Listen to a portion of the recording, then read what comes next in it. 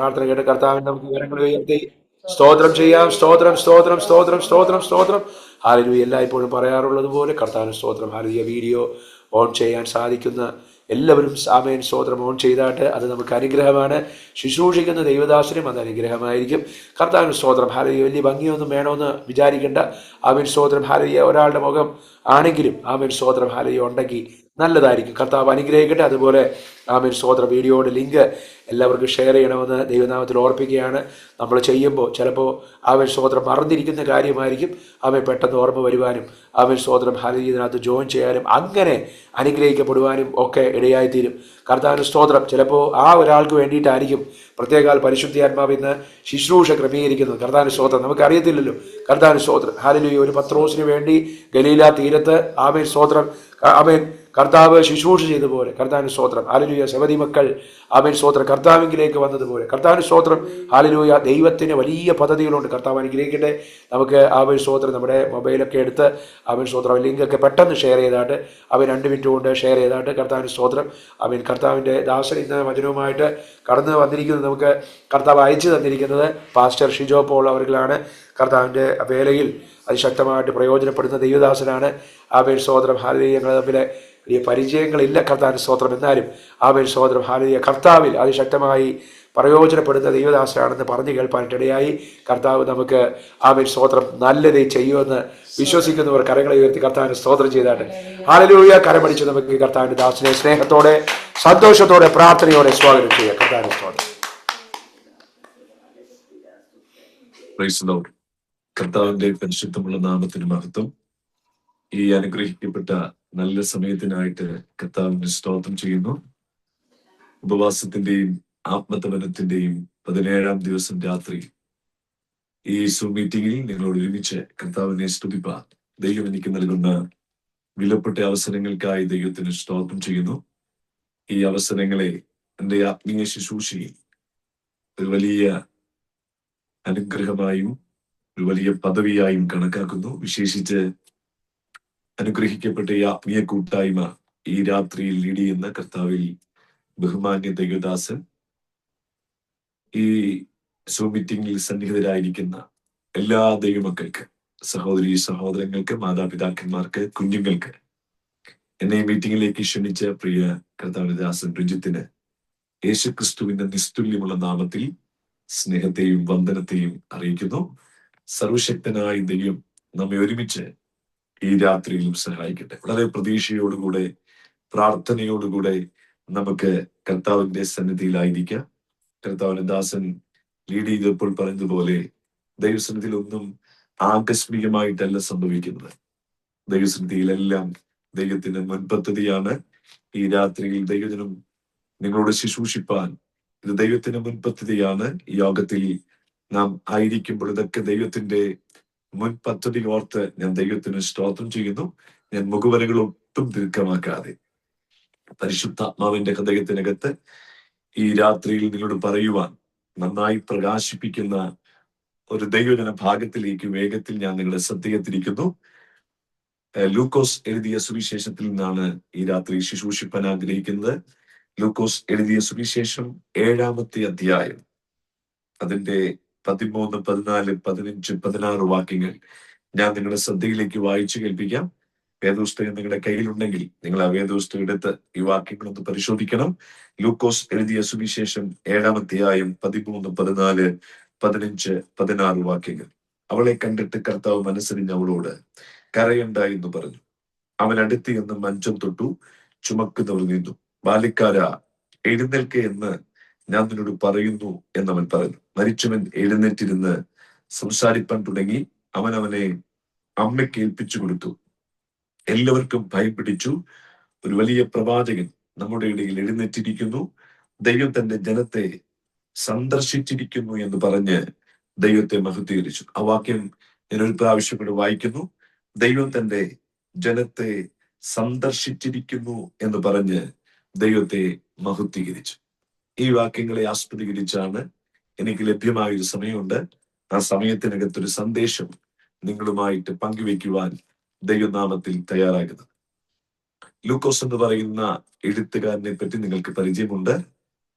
അപ്പോസ്തലനായ പൗലൂസിന്റെ കൂടെ, ബർന്നബാസിന്റെ കൂടെ, തിമോഥെയോസിന്റെ കൂടെ കർത്താവിന്റെ വേദിയിൽ വളരെ അധ്വാനം ചെയ്ത് അനുഗ്രഹിക്കപ്പെട്ട ഒരു ദൈവമനുഷ്യനാണ് ലൂക്കോസ്.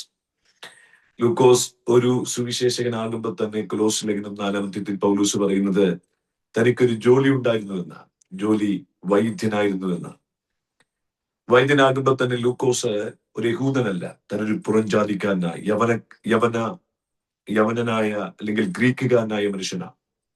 അപ്പോൾ യവനനായ വൈദ്യനായ സുവിശേഷകനായ ലൂക്കോസിനെ കൊണ്ട് യേശു ക്രിസ്തുവിന് ഒരു സുവിശേഷം എഴുതിക്കാൻ പ്രസാദം തോന്നി. അങ്ങനെ യേശുവിന്റെ മനുഷ്യത്വം എന്ന വിഷയത്തെ അധികരിച്ചുകൊണ്ട് ലൂക്കോസ് എഴുതി അവസാനിപ്പിക്കുക.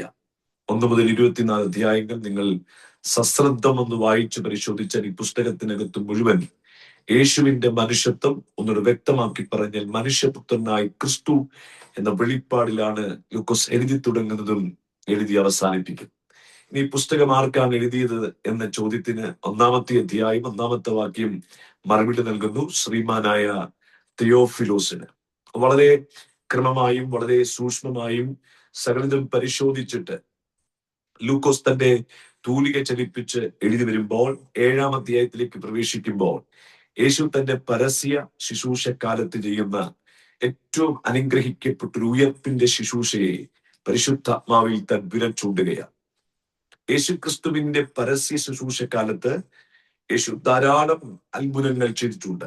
ധാരാളം അത്ഭുതങ്ങൾ ചെയ്തിട്ടുള്ളപ്പോൾ തന്നെ യേശു മരിച്ചവരെ ഉയർപ്പിച്ച 3 സംഭവങ്ങളാണ് പുതിയ നിയമത്തിൽ സുവിശേഷകന്മാർ നമുക്ക് എഴുതി നൽകുന്നത്. 1, യായിറോസിന്റെ കുഞ്ഞുമകൾക്ക് യേശു ഉയർപ്പ് നൽകുന്നു. 2, നാം വായിച്ചതിൽ നൈനിലെ വിധവയുടെ ഏകജാതനായ മകനെ യേശു ഉയർപ്പിക്കുന്നു. 3, യോഹന്നാൻ 11 ലാസറിനെ യേശു ഉയർപ്പിക്കും.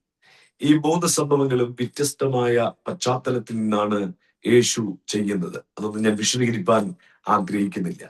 ഇനി ലൂക്കോസ് എഴുതിയ സുവിശേഷം 7-ാം അധ്യായത്തിലേക്ക് വരുമ്പോൾ യേശുവിന്റെ പരസ്യ ശുശ്രൂഷക്കാലത്ത് യേശു ചെയ്യുന്ന ഏറ്റവും അനുഗ്രഹിക്കപ്പെട്ട ഒരു ഉയർപ്പിന്റെ ശുശ്രൂഷ. ഇത് നടക്കുന്ന സംഭവ സ്ഥലം നൈൻ എന്ന് പറയുന്ന പട്ടണത്തിലാണ്. നൈൻ എന്ന് പറയുന്ന വാക്കിന്റെ അർത്ഥം നിങ്ങൾക്കറിയാം, സൗന്ദര്യം എന്നാണ്. ഇനി നിങ്ങൾ എന്നെ നന്നായിട്ട് ശ്രദ്ധിക്കണം. സൗന്ദര്യം എന്നാണ്. ഏത് സൗന്ദര്യ അന്തരീക്ഷത്തെയും ഒറ്റ നിമിഷം കൊണ്ട് മരണമെന്ന യാഥാർത്ഥ്യം കീഴടക്കി കളയുമെന്ന് നാം ആദ്യം മനസ്സിലാക്കണം. ഏത് ആർഭാടങ്ങളെയും, ഏതാഘോഷങ്ങളെയും, ഏത് ശ്രേഷ്ഠകരമായ സന്തോഷങ്ങളെയും ഒറ്റ നിമിഷം കൊണ്ട് മരണമെന്ന യാഥാർത്ഥ്യം കീഴടക്കി കളയും. അതാണ് നാം ആദ്യം മനസ്സിലാക്കേണ്ടത്. അപ്പൊ സൗന്ദര്യം ഉള്ള ആ പട്ടണത്തിനകത്ത് മരണത്തിന്റെ തണുത്തകരം ഒരു യൗവനക്കാരന്റെ മേൽ ഇറങ്ങി വരികയാണ്. ഇനി ഞാൻ വിശദീകരിക്കുന്നത് ഒന്നും കൂടെ നിങ്ങൾ ഗൗരവമായിട്ട് എടുക്കണം. കഫർനഹൂമിൽ നിന്ന് ഏകദേശം 30 കിലോമീറ്റർ മാറി സ്ഥിതി ചെയ്യുന്ന പട്ടണമാണ് നൈൻ. കഫർനഹൂമിൽ നിന്ന് ഏകദേശം 30 കിലോമീറ്റർ അകലെ സ്ഥിതി ചെയ്യുന്ന പട്ടണം. ഇനി ഞാന് നൈൻ പട്ടണത്തിലെ വിധവയുടെ ആ പൂർവ്വകാലത്തെ പറ്റി ഞാൻ നിങ്ങൾക്കൊന്ന് വിശദീകരിക്കാൻ ആഗ്രഹിക്കുന്നു. നൈൻ എന്ന് പറയുന്ന പട്ടണത്തിലെ വിധവയുടെ ഏകജാതനായ മകൻ മരിച്ചുപോയെന്നാണ് നാം വായിച്ച സംഭവത്തിൽ നമുക്ക് മനസ്സിലാക്കാൻ കഴിയുന്നത്. അപ്പോൾ ആ കൂടാരത്തിനകത്ത് ഇപ്പോൾ രണ്ടാമത്തെ മരണമാണ്. ഒന്ന്, ആ സഹോദരിയുടെ ഭർത്താവ് മരിച്ചുപോയി, അതുകൊണ്ടാണ് ആ സഹോദരി വിധവയായത്. ഇപ്പോൾ മകനും മരിച്ചുപോയി. അപ്പോൾ ആ കൂടാരത്തിൽ സംഭവിക്കുന്ന പ്രധാനപ്പെട്ട രണ്ടാമത്തെ മരണമാണ്. ഇനി ഞാൻ ആ സഹോദരിയുടെ പൂർവ്വകാലത്തെ പറ്റി, കഴിഞ്ഞ കാലത്തെ പറ്റി എന്റെ സങ്കല്പത്തിൽ നിന്ന് നിങ്ങളോട് വിശദീകരിക്കാൻ ആഗ്രഹിക്കുക. ആ സഹോദരിയുടെ പൂർവ്വകാലം, കഴിഞ്ഞ കാലം. നൈൻ എന്ന് പറയുന്ന പട്ടണത്തിൽ ഒരനുഗ്രഹിക്കപ്പെട്ട കൂടാരത്തിനകത്ത് ഒരു മാതാപിതാക്കൾക്ക് അനുഗ്രഹിക്കപ്പെട്ട ഒരു പെൺകുഞ്ഞ് ജനിക്കുകയാണ്. ആ പെൺകുഞ്ഞിന്റെ ജനനത്തിൽ ആ മാതാപിതാക്കൾ വളരെ സന്തോഷിക്കുന്നു. അങ്ങനെ വളരെ സ്വപ്നം കണ്ടുകൊണ്ട് ആ മാതാപിതാക്കൾ ആ തലമുറയെ വളർത്തിക്കൊണ്ടിരിക്കും. അവിടെ സ്തോത്രം, ആ ശൈശവകാലം കഴിഞ്ഞു. ഇപ്പോൾ അവൾ ബാല്യത്തിലേക്ക് പ്രവേശിച്ചു. ബാല്യത്തിലേക്ക് പ്രവേശിക്കുന്ന സമയത്ത് അവൾക്ക് അനുഗ്രഹിക്കപ്പെട്ട വിദ്യാഭ്യാസം മാതാപിതാക്കൾ നൽകിക്കൊടുത്തു. പിന്നീട് യൗവനത്തിലേക്ക് പ്രവേശിച്ചപ്പോൾ വീണ്ടും വിദ്യാഭ്യാസത്തിന്റെ മേഖല ഇങ്ങനെ തുടർന്നുകൊണ്ടിരിക്കുക. യൗവനത്തിന്റെ ആ ഭാഗത്തിലേക്ക് വന്ന സമയത്ത് മാതാപിതാക്കൾ ആലോചിച്ച് ഒരു വരനെ കണ്ടെത്തി, ഒരു സഹോദരനെ കണ്ടെത്തി ആ സഹോദരിയെ വിവാഹം കഴിപ്പിക്കുക. ഞാൻ പറയുന്നത് നൈൻ പട്ടണത്തിലെ വിധവയുടെ ആ പൂർവ്വകാലത്തെ പറ്റിയാണ്. അങ്ങനെ വിവാഹം ചെയ്തു. വിവാഹം ചെയ്യുന്ന സമയത്ത് ഭർത്താവിന് വലങ്കൈ കൊടുത്ത് ഉഭയസമ്മതം ചെയ്ത് വിവാഹ ജീവിതത്തിലേക്ക് പ്രവേശിക്കുന്ന സമയത്ത് വളരെ പ്രതീക്ഷയോടുകൂടെയാണ് അവൾ ആ വിവാഹ ജീവിതത്തിലേക്ക് പ്രവേശിക്കുന്നത്. ആ വിവാഹ ജീവിതത്തിലേക്ക് പ്രതീക്ഷയോടെ അവൾ ഉഭയസമ്മതം ചെയ്ത് കയറുന്ന സമയത്ത് സന്തോഷയുടെ ഹൃദയത്തിനകത്ത് നന്നായിട്ട് ഇങ്ങനെ അലയടിക്കുകയാണ്. പിന്നെ സ്നേഹം നിറഞ്ഞ, സന്തോഷം നിറഞ്ഞ, മധുരം നിറഞ്ഞ ആ വിവാഹ നാളുകൾ മുൻപോട്ട് പോകുകയാണ്. പിന്നീട് ആ കൂടാരത്തിനകത്ത് സന്തോഷിപ്പിക്കുന്ന ഒരു വാർത്ത പുറത്തു വന്ന വാർത്ത ആ സഹോദരി ഗർഭവതിയായി എന്നുള്ള വാർത്തയാണ്. ആ സന്തോഷിപ്പിക്കുന്ന വാർത്ത ആ കൂടാരത്തിനകത്ത് അലയടിച്ചപ്പോൾ ആ കൂടാരത്തിനകത്ത് എല്ലാവരും ആ വാർത്തയിൽ സന്തോഷത്തിൽ നിറയാൻ ഇടയായി തീർന്നു. അങ്ങനെ ആ സഹോദരി അവളുടെ പ്രസവകാലം തികഞ്ഞപ്പോൾ ഒരു അനുഗ്രഹിക്കപ്പെട്ട ആൺ തലമുറയ്ക്ക് ജന്മം കൊടുത്തു. അപ്പോൾ ആ കൂടാരത്തിനകത്തെ സന്തോഷം വീണ്ടും ഇരട്ടിച്ചു. വലിയ പ്രതീക്ഷയോടുകൂടെ ആൺ തലമുറയെ അവരിങ്ങനെ വളർത്തിക്കൊണ്ടിരിക്കുന്ന സമയത്താണ്, ഇനി കേൾക്കണം നിങ്ങൾ, പ്രതീക്ഷിക്കാത്തൊരു സമയത്ത്, പ്രതീക്ഷിക്കാത്തൊരു ദിവസത്തിൽ ആ സ്തോത്രം കൂടാരത്തിനകത്ത് താൻ കൈകൊടുത്ത് ഉഭയസമ്മതം ചെയ്ത ഭർത്താവിന്റെ മരണവാർത്ത എത്തുന്നത്. ഭർത്താവിനെ മരണമെന്ന യാഥാർത്ഥ്യം പിടിമുറുക്കിയ വാർത്ത അവൾക്കൊട്ടും സഹിക്കാൻ കഴിഞ്ഞില്ല, ഒട്ടും അവൾക്ക് അംഗീകരിക്കാൻ കഴിഞ്ഞില്ല. പിന്നീട് അത് അംഗീകരിക്കണമല്ലോ. ഭർത്താവിന്റെ ചേതനയറ്റ ശരീരം മുമ്പിൽ കൊണ്ടുവച്ച് പ്രതീക്ഷകൾ മുഴുവൻ അസ്തമിച്ച് എല്ലാ തരത്തിലും വല്ലാതെ തകർന്നവളായി മുറവിളിയിട്ടുകൊണ്ട് നിലവിളിയിട്ടുകൊണ്ട് അവളങ്ങനെ കരഞ്ഞുകൊണ്ടിരിക്കുമ്പോൾ പെട്ടെന്ന് അവളുടെ കണ്ണ് അവളുടെ തലമുറയിലേക്ക് ഉടക്കുകയാണ്. പെട്ടെന്ന് അവൾക്കൊരു ചെറിയ പ്രതീക്ഷ വന്നു. ദൈവം എനിക്ക് തന്നിരിക്കുന്നത് ഒരാൺ തലമുറയാണ്. ആൺ തലമുറയെ ഞാൻ വളർത്തും. അവന്റെ നന്മ ഞാൻ കാണും, അവന്റെ അനുഗ്രഹം ഞാൻ കാണും, അവന്റെ ഉയർച്ച ഞാൻ കാണും, അവന്റെ അഭിവൃദ്ധി ഞാൻ കാണും, അവന്റെ സന്തോഷം ഞാൻ കാണും, അവന്റെ ഭാവി ഞാൻ കാണും, അവന്റെ വിവാഹം ഞാൻ കാണും, അവന്റെ തലമുറയെ എന്റെ കയ്യിലെടുത്ത് വളർത്തും എന്നൊരു പ്രതീക്ഷ അവളുടെ ഹൃദയത്തിനകത്ത് വെളിപ്പെട്ടു. ഭർത്താവിന്റെ ചേതനയേറ്റ ശരീരം ശവക്കല്ലറിൽ മറവ് ചെയ്തു. പിന്നീട് ആ കുഞ്ഞിനെ അവൾ വളരെ പ്രതീക്ഷയോടുകൂടെ വളർത്തിക്കൊണ്ടിരിക്കുകയാണ്. പ്രതീക്ഷയോടുകൂടെ ഇങ്ങനെ വളർത്തിക്കൊണ്ടിരിക്കുന്ന സമയത്താണ് ആ സഹോദരൻ യൗവനക്കാരനാകുന്ന സമയത്ത് ഭർത്താവിനെ തേടിയെത്തിയ മരണത്തിന്റെ തണുത്തകരം ആ കുഞ്ഞിനെയും പിടിമുറുക്കുന്നത്. അപ്പോൾ നിങ്ങൾ ശ്രദ്ധിക്കണം, ആദ്യം അവിടെ പ്രതീക്ഷ അവിടെ മാതാപിതാക്കളിലായിരുന്നു. ഇപ്പോൾ അവിടെ കഴിഞ്ഞ ദിവസങ്ങളിൽ അവിടെ പ്രതീക്ഷ അവിടെ ഭർത്താവിലായിരുന്നു. ഇപ്പോൾ ഭർത്താവ് മരിച്ചു. ഇപ്പോൾ പ്രതീക്ഷ തലമുറയുടെ മേലാണ്. പക്ഷേ തലമുറയും ഇപ്പോൾ മരിച്ചു. അപ്പോൾ എല്ലാ പ്രതീക്ഷയും അസ്തമിച്ചു. ഇനി ദൂത് നിങ്ങൾ കേൾക്കണം, എല്ലാ പ്രതീക്ഷയും അസ്തമിക്കുന്ന ഇടത്ത് പുത്തൻ പ്രതീക്ഷയുടെ വാതായനങ്ങൾ തുറക്കുന്നവനാണ്, പുത്തൻ പ്രതീക്ഷയുടെ ചിറക് മുളപ്പിക്കുന്നവനാണ് നാം ആരാധിക്കുന്ന സർവശക്തനായ ദൈവം. ഞാൻ ഉപവാസ പ്രാർത്ഥനയുടെ 17-ാം ദിവസം രാത്രിയിൽ പരിശുദ്ധാത്മാവിന്റെ നിറവിൽ നിങ്ങളോട് പ്രവചിച്ചു പറയുന്നു, എല്ലാ പ്രതീക്ഷയും അസ്തമിക്കുന്ന ഇടത്ത് പുത്തൻ പ്രതീക്ഷയുടെ നാമ്പ് മുളപ്പിക്കുവാൻ, പുത്തൻ പ്രതീക്ഷയുടെ അനുഗ്രഹത്തിലേക്ക് നമ്മെ കൊണ്ടെത്തിക്കാൻ കഴിയുന്ന കരുത്തുറ്റ ദൈവത്തെയാണ് നാം ഇന്ന് രാത്രി സേവിക്കുന്നത്, ഇന്ന് രാത്രി സ്നേഹിക്കുന്നത്. വിശ്വസിക്കുന്നവരുണ്ടെങ്കിൽ ചേർന്ന രാമയും പറയാം. ഇനി ഞാൻ പറയുന്ന ദൂതുകൾ ഒന്നുകൂടെ നിങ്ങൾ ഗൗരവത്തിൽ എടുക്കണം. ഇസ്രായേൽ മക്കൾ യാത്ര ചെയ്തു വരികയാണ്. ചോരത്തലയും പെസഹയും ആചരിച്ച് ഇതാ വളരെ പ്രതീക്ഷയോടുകൂടെ 30 ലക്ഷം ജനം അവർ ദൈവത്തിന്റെ വാക്ക് അനുസരിച്ച് മോശയുടെ നേതൃത്വത്തിൽ ഇതാ മരുഭൂമിയിലേക്ക് ഇറങ്ങിത്തിരിച്ചു വാഗ്ദത്ത കനാനിലേക്ക് യാത്ര ചെയ്യുകയാണ്. വലിയ പ്രതീക്ഷയോടുകൂടെയാണ് അവർ ചോരത്തലയും പെസയും ആചരിച്ചു പുറത്തു വരുന്നത്. കാരണം അവരുടെ പ്രതീക്ഷ മുഴുവൻ ഇനി കനാനാണ്, ഈ കനാനിലെ നന്മയാണ്. ഇങ്ങനെ അവർ ഇറങ്ങി വരുന്ന സമയത്താണ് ദൈവം അവരെ ആദ്യം എത്തിക്കുന്ന സ്ഥലം ചെങ്കലിന്റെ തീരത്താണ്. പ്രതീക്ഷയോടെ ഇറങ്ങി വന്ന ജനം ഇനി മുമ്പിലൊരു വൈരിയുമില്ല, മുമ്പിലൊരു പ്രതിസന്ധിയുമില്ല, മുമ്പിലൊരു പ്രതികൂലവുമില്ല എന്ന് വിചാരിച്ച്, എന്ന് ഹൃദയത്തിൽ താല്പര്യത്തോടുകൂടെ, ഹൃദയത്തിന്റെ അകത്തെ ആഗ്രഹത്തോടെ ഇറങ്ങി വന്ന ജനം ഇപ്പോൾ ചെങ്കലിന്റെ തീരത്ത് പ്രതീക്ഷ മുഴുവൻ മങ്ങലേറ്റവരായി നിൽക്കുകയാണ്. എന്താ പ്രതീക്ഷ മുഴുവൻ മങ്ങലേറ്റവരായി നിൽക്കാൻ കാരണം? അവർ മുൻപോട്ട് വരുന്ന സമയത്ത് ചെങ്കടൽ അവർക്ക് മുമ്പിൽ അലറി വിളിച്ച് മുൻപോട്ടൊഴുകുകയാണ്. പുറകിലേക്ക് അവർ നോക്കുമ്പോൾ കണ്ട കാഴ്ച, പുറകിൽ ഫറവോ അവരെ കൊല്ലുവാൻ അടുക്കുകയാണ്. ഫറവോ പറയുന്ന വാക്ക്, ഞങ്ങൾ പിടിക്കും, ഞങ്ങൾ കൊള്ള പങ്കിടും, എന്റെ വാളാൽ അവരെ നിഗ്രഹിക്കും, എന്റെ ആശ അവരിൽ നിറവേറ്റും എന്ന് പറഞ്ഞ് ഇതാ പുറകിലൂടെ ഫറവോ പാഞ്ഞു വരികയാണ്. മുമ്പിൽ ചെങ്കടൽ, പുറകിൽ ഫറവോ, ഇരുവശത്തും പർവ്വതങ്ങൾ. ഇനി നിങ്ങൾ കേട്ടോണം, പ്രതീക്ഷയോടെ ഇറങ്ങി വന്ന ജനത്തിന്റെ പ്രതീക്ഷയ്ക്ക് മങ്ങലേറ്റു. പ്രതീക്ഷയ്ക്ക് മങ്ങലേറ്റ ജനം പുറുപുറുക്കാൻ തുടങ്ങി. എന്താ അവർ പുറുപുറുത്തത്?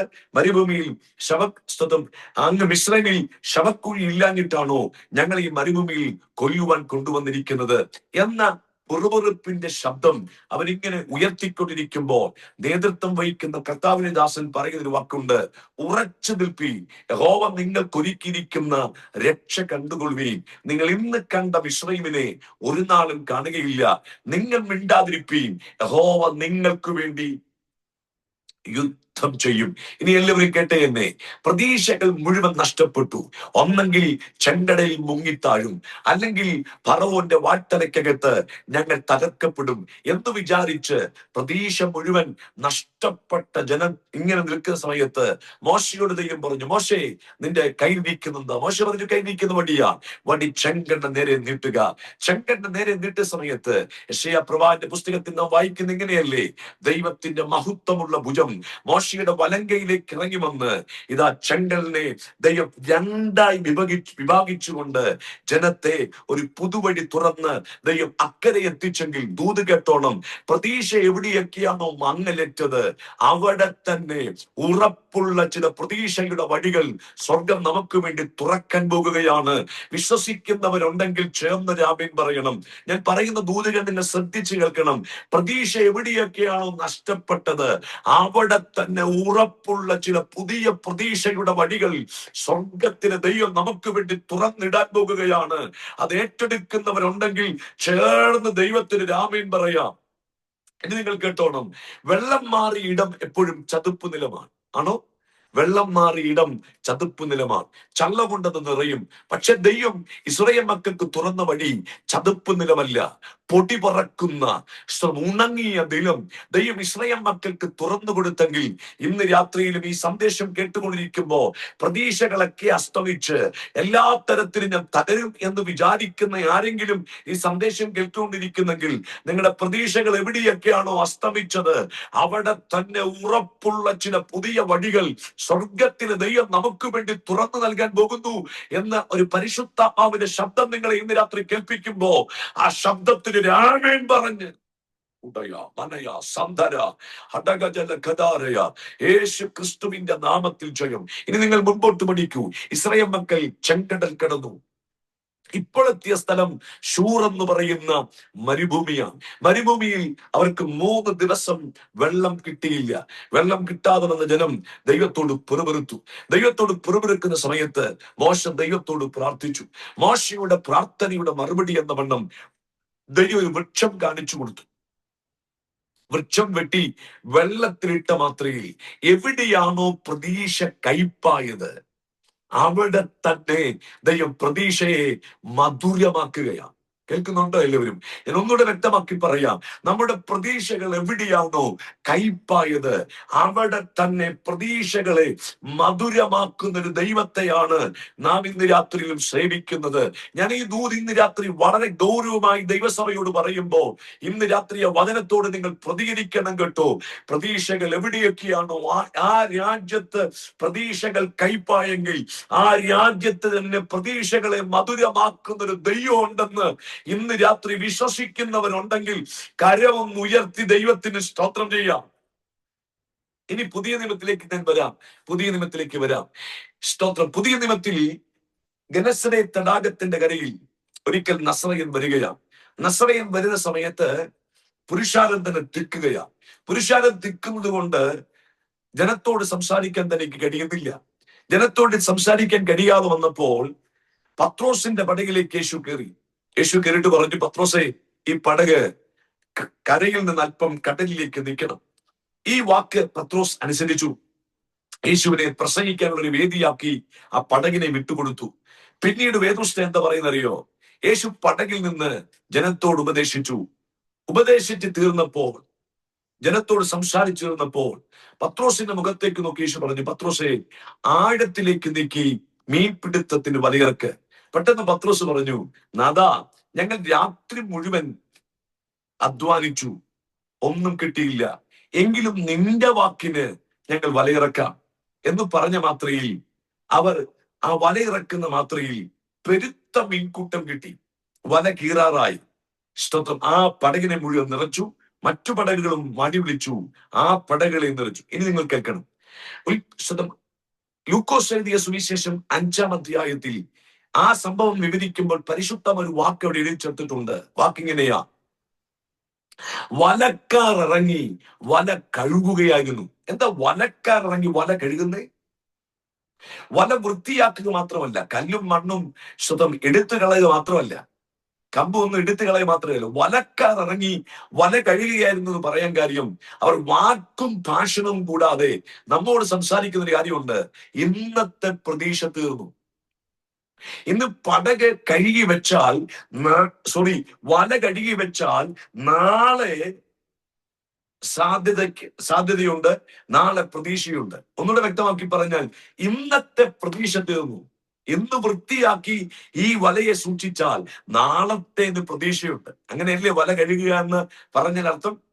പക്ഷെ നസ്രയൻ പറഞ്ഞു, ആഴത്തിലേക്ക് നീക്കി വലയിറക്കുവീൻ. ആഴത്തിലേക്ക് നീക്കി വലയിറക്കിയപ്പോ എവിടെയാണോ പ്രതീക്ഷ ശൂന്യമായത്, അവിടെ തന്നെ പ്രതീക്ഷകളെ ദൈവം നിറച്ചെങ്കിൽ, ഞാൻ ഈ ഉപവാസ പ്രാർത്ഥനയുടെ 17-ാം ദിവസം ചില കുടുംബങ്ങളോട് പ്രവചിച്ചു പറയുന്നു, പ്രതീക്ഷകൾ എവിടെയൊക്കെയാണോ ശൂന്യമായത്, അവിടെ തന്നെ പുത്തൻ പ്രതീക്ഷയുടെ നിറവ് നൽകുന്നവനാണ് നാം ആരാധിക്കുന്ന ദൈവം. വിശ്വസിക്കുന്നവരുണ്ടെങ്കിൽ ചേർന്ന് കരമടിച്ച് ഇന്ന് രാത്രി ദൈവത്തെ സ്തുതിച്ചു പറ, എന്റെ ജീവിതത്തിനകത്ത് പ്രതീക്ഷകൾ ശൂന്യമായ അതേ ഇടത്ത് തന്നെ പ്രതീക്ഷകളെ നിറവിലേക്ക് നടത്തുന്ന ഒരു ദൈവത്തെയാണ് ഞാൻ ഇന്ന് രാത്രിയിലും സേവിക്കുന്നത്. Jesus name. യേശുവിൻ നാമത്തിൽ. യായിറോസിന്റെ കുഞ്ഞുമകൾ ദീനം പിടിച്ചു കിടക്കുകയാണ്. ദീനം പിടിച്ചു കിടക്കുന്ന സമയത്താണ് പള്ളിപ്രമാണിയായ യായിറോസ് യേശുവിന്റെ അടുക്കൽ വരുന്നത്. യേശുവിന്റെ അടുക്കൽ വന്ന കാര്യങ്ങൾ പറയുന്നു. യേശു അപേക്ഷ സ്വീകരിക്കുന്നു. യായിറോസിന്റെ കൂടെ ഇറങ്ങിത്തിരിക്കുന്നു. വഴിയിലൂടെ നടക്കുമ്പോൾ രക്തസ്രാവക്കാറ്റ് സ്ത്രീ സൗഖ്യമാകുന്നു. പിന്നീട് യേശു വീണ്ടും യായിറോസിന്റെ വീട്ടിലേക്ക് പോകുകയാണ്. യായിറോസിന്റെ വീട്ടിലേക്ക് പോകുന്ന സമയത്ത് അലറിക്കൊണ്ടൊരു മനുഷ്യൻ ഇങ്ങോട്ട് യായിറോസിന്റെ വീട്ടിൽ നിന്ന് വന്നിട്ട് യേശുവിന്റെ അടുക്ക നിൽക്കുന്ന യായിറോസിന്റെ മുഖത്തേക്ക് നോക്കി പറഞ്ഞു, ഇനി ഗുരുവിനെ അസഹ്യപ്പെടുത്തേണ്ട, കുഞ്ഞുമകൾ മരിച്ചുപോയി. ഈ വാർത്ത കേട്ട ഉടനെ യായിറോസിന്റെ മുഖം പാടി ഹൃദയം തകർന്നു, കണ്ണിലൂടെ കണ്ണുനീരൊഴുകുമ്പോൾ യേശു യായിറോസിന്റെ മുഖത്തേക്ക് നോക്കി പറഞ്ഞു, യായിറോസെ, ഭയപ്പെടേണ്ട, വാക്ക് കാര്യമാക്കേണ്ട, വിശ്വസിക്കുക മാത്രം ചെയ്യുക എന്ന് പറഞ്ഞിട്ട് വീണ്ടും യായിറോസിന്റെ വീട്ടിലേക്ക് നസ്രയൻ വന്നിട്ട് മരിച്ചു കിടക്കുന്ന കുട്ടി ഉള്ള ആ റൂമിലേക്ക് യേശു കയറിയിട്ട്, ആ മുറിയിലേക്ക് യേശു കയറിയിട്ട് കുട്ടിയുടെ കൈക്ക് പിടിച്ച് തലീതാക്കുമി എന്ന് അരാമ്യ ഭാഷയിൽ പറയുന്ന സമയത്ത് അർത്ഥം ബാല എഴുന്നേൽക്കുക എന്ന് നമുക്കറിയാം. യേശു കൈക്ക് പിടിച്ച് ബാല എഴുന്നേൽക്കുക എന്ന് പറഞ്ഞ മാത്രയിൽ ബാല ചാടി എഴുന്നേറ്റ് കട്ടിലിൽ ഇരുന്നു എന്ന വചനം. ഒന്നുകൂടെ വ്യക്തമാക്കി പറഞ്ഞാൽ അതിന് ഞാൻ ഇന്ന് രാത്രി ഇങ്ങനെ വ്യാഖ്യാനിക്കാം. നമ്മുടെ പ്രതീക്ഷകളൊക്കെ എവിടെയാണോ മരിച്ചത് അവിടെ തന്നെ പുത്തൻ ഉയർപ്പിന്റെ പ്രതീക്ഷ. കേൾക്കുന്നുണ്ടോ എല്ലാവരും? വചനത്തോട് ഇന്ന് രാത്രി പ്രതികരിക്കുന്നവർക്കായി ഞാൻ വെറുതെ പറയുകയല്ല, ഒരു ദൂത് ഇന്ന് രാത്രി ദൈവസഭയോട് പറയുക. ഈ പ്രാർത്ഥനാ യോഗത്തിനകത്ത് പ്രതീക്ഷകൾ മരിച്ചവർ, പ്രതീക്ഷ ഇനി ഇല്ല, പ്രതീക്ഷയുടെ ജീവൻ പോയി എന്ന് വിചാരിക്കുന്ന ആരെങ്കിലും ഉണ്ടെങ്കിൽ ആ വിഷയങ്ങളുടെ മേൽ ജീവന്റെ പ്രതീക്ഷ നൽകാൻ, ഉയർപ്പിന്റെ പ്രതീക്ഷ നൽകാൻ എന്റെ ദൈവത്തിന് ഇന്ന് രാത്രി കഴിയുമെന്ന് വിശ്വസിക്കുന്നവരുണ്ടെങ്കിൽ കരമുയർത്തി ദൈവത്തെ സ്തുതിച്ചിട്ട് പറ. ഈ പ്രാർത്ഥനാ യോഗത്തിനകത്ത് ചില വിഷയങ്ങളുടെ പേര് ഉയർപ്പിന്റെ പ്രതീക്ഷകൾ. ഇനി ഉയർക്കത്തില്ലെന്ന്, ഇനി മറുപടി ഉണ്ടാകത്തില്ലെന്ന്, മരിച്ചു എന്ന് വിചാരിച്ച ചില വിഷയങ്ങളുടെ മേൽ ഉയർപ്പിന്റെ പ്രതീക്ഷകൾ നൽകുന്ന ഒരു ദൈവം ഈ രാത്രി നമ്മുടെ നടുവിൽ ചലിക്കുന്നുണ്ട്. നാം സൂം മീറ്റിംഗിലാ സംബന്ധിക്കുന്നേ, പല വീടുകളിൽ നിന്ന് യോഗത്തിൽ കയറുന്നേ, പക്ഷെ ദൈവത്തിന്റെ ആത്മാവ് ഇടപെടുകയാണ്. ഇന്ന് രാത്രി നാം ഇരിക്കുന്ന ഇടത്ത് ദൈവ സാന്നിധ്യമുണ്ട്. ദൈവ സാന്നിധ്യം ഉണ്ടെങ്കിൽ നമുക്ക് ഇന്ന് രാത്രിയിലും പ്രതീക്ഷിക്കാം. എവിടെയൊക്കെയാണോ പ്രതീക്ഷകൾ മരിച്ചത്, ആ ഭാവിയിൽ പ്രതീക്ഷകൾ മരിച്ചിട്ടുണ്ടോ? തലമുറയുടെ വിഷയത്തിനകത്ത് പ്രതീക്ഷകൾ മരിച്ചിട്ടുണ്ടോ? അതേ വിഷയത്തിനകത്ത് പുത്തൻ ഉയർപ്പിന്റെ പ്രതീക്ഷകൾ ഇന്ന് രാത്രി ദൈവത്തിന്റെ പരിശുദ്ധാത്മാവ് കൈമാറുകയാണ്. ചില കുടുംബങ്ങളെ നോക്കി ആത്മാവ് ഇന്ന് രാത്രി പ്രവചിക്കുകയാ. നിങ്ങളുടെ ജോലി വിഷയത്തിനകത്ത് പ്രതീക്ഷകൾ മുഴുവൻ അസ്തമിച്ചോ? ഇന്ന് പകൽ ഉയർപ്പിന്റെ പ്രതീക്ഷ നൽകുന്നവൻ ഇന്ന് രാത്രി നിങ്ങളുടെ വിഷയത്തിനകത്ത് ഇടപെടാൻ പോകുകയാണ്. വിശ്വസിക്കുന്നവരുണ്ടെങ്കിൽ കരമൊന്ന് അടിച്ചു, കരമൊന്ന് ഉയർത്തിയോ ദൈവത്തിന് സ്തോത്രം ചെയ്യാം. ചിലരോട് കർത്താവ് ഇന്ന് രാത്രി പ്രവചിക്കുകയാണ്. പ്രതീക്ഷകളെ ദൈവം ഇന്ന് രാത്രി പുത്തൻ ഉയർപ്പിലേക്ക് കൊണ്ടുവരാൻ പോകുകയാണ്. എവിടെയാണോ മൂക്കിൽ പഞ്ഞി വെച്ചത്, എവിടെയാണോ തല കൂട്ടിക്കെട്ടിയത്, എവിടെയാണോ കാലുകൾ കൂട്ടിക്കെട്ടിയത്, ഇനി പ്രതീക്ഷയ്ക്ക് വകയില്ലെന്ന് യായിറോസ് ചിന്തിച്ച വിഷയത്തിനകത്ത് ആ തലമുറയിലേക്ക് പുത്തൻ പ്രതീക്ഷകളെ ദൈവം നൽകിയെങ്കിൽ ഈ രാത്രിയിൽ യേശുവിൻ നാമത്തിൽ മരിച്ചു കിടക്കുന്ന ചില പ്രതീക്ഷകൾ നഷ്ടപ്പെട്ടു. ഇനി ആ രാജ്യത്തോ എന്റെ ജീവിതത്തിനകത്തോ പ്രതീക്ഷകൾ ഒന്നും ഇല്ലെന്ന് പറയുന്ന ആരെങ്കിലും ഉണ്ടെങ്കിൽ ഇന്ന് രാത്രി നസ്രയം നിങ്ങളോടാ പറയുന്നേ. നിങ്ങൾ എവിടെയാണോ പ്രതീക്ഷകൾ മുഴുവൻ മരിച്ചു കിടക്കുന്നേ, അവിടെ തന്നെ പുത്തൻ പ്രതീക്ഷകളെ ഇന്ന് രാത്രി നൽകാൻ പോകുകയാണ്. വിശ്വസിക്കുന്നവരുണ്ടെങ്കിൽ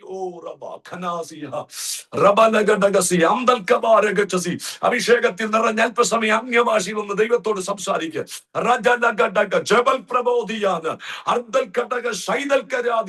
ഇന്ന് രാത്രി ചില പുത്തൻ പ്രതീക്ഷയുടെ ജീവനുകൾ, പുത്തൻ പ്രതീക്ഷയുടെ ഉയർപ്പുകൾ, പുത്തൻ പ്രതീക്ഷയുടെ നിറവുകൾ, പുത്തൻ പ്രതീക്ഷയുടെ ചില വഴികൾ ഈ രാത്രിയിൽ ഈ ദൈവസഭയ്ക്കകത്ത്, ലൈറ്റ് ഹൗസ് റിവൈവൽ ചർച്ചിനകത്ത് ഇന്ന് രാത്രി ചലിച്ചു തുടങ്ങട്ടെ.